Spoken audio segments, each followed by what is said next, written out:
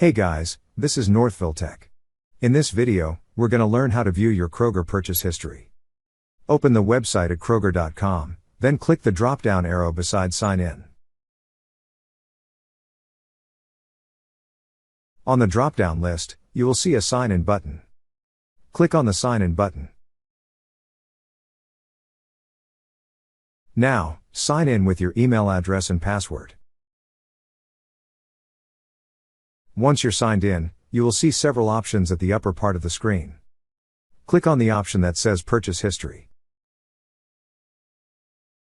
Now on this page, you will see your purchase history.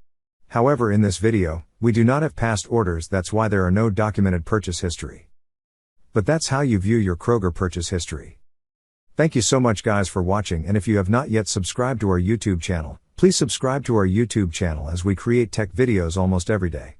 Also check out our website northvilletech.com for great tech articles, and our recommended resources in the description below for various sign-up bonuses.